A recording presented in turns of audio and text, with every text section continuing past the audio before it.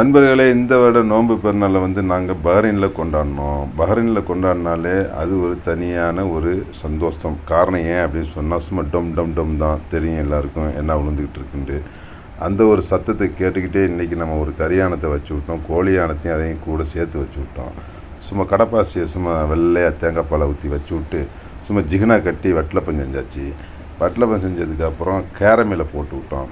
பெருநாளுடைய சந்தோஷத்தில் சரி ஓகே செஞ்சு வச்சுட்டோம் அப்படின்னு சொன்னால் நம்மளோட சொந்தக்காரவங்க, அண்ணன், பிரதரு, அதெல்லாம் ஃப்ரெண்டு எல்லாரையும் வர வச்சு போடுவோம்னு சொல்லிட்டு சும்மா கையிலேயே ரெடி பண்ணிட்டோம். தொழுவ போகிறதுக்கு நேரமானதுனால ஜீன்ஸு பேண்ட்டு ஷர்ட்டு இதெல்லாம் ஓகே ரெடியாக இருக்குது. ரெடியாக இருந்துட்டு தொழுவைக்கு இன்றைக்கி காலையிலே கிளம்பியாச்சு.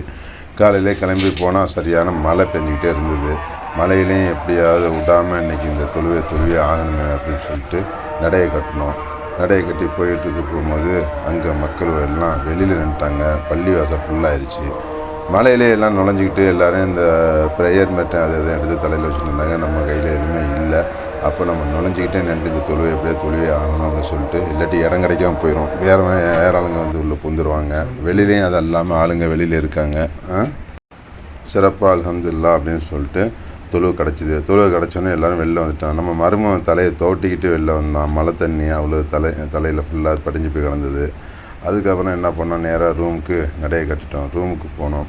ரூமுக்கு போயிட்டு அதுக்கப்புறம் எல்லோரையும் வர வச்சோம். அப்புறம் எல்லோரும் வந்தாங்க. நம்ம ஃப்ரெண்டு, நண்பர்கள், பிரதர் சன் எல்லாருமே வந்திருந்தாங்க.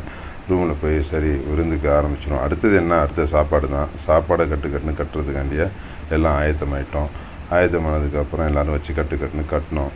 இடியப்பம், வட்டலப்பம், கடப்பாசி, இறைச்சானம், கோழியானம் எல்லாத்தையும் போட்டு கட்டி விட்டு வெளிநாட்டில் எல்லாம் என்ன செய்வோமோ அதே போல் அழகாக ஏசியை போட்டு இழுத்து போற்றி தூங்கியாச்சு. இதுதான் வெளிநாட்டு பெருநாள். ஓகே நண்பர்களே, தேங்க்யூ.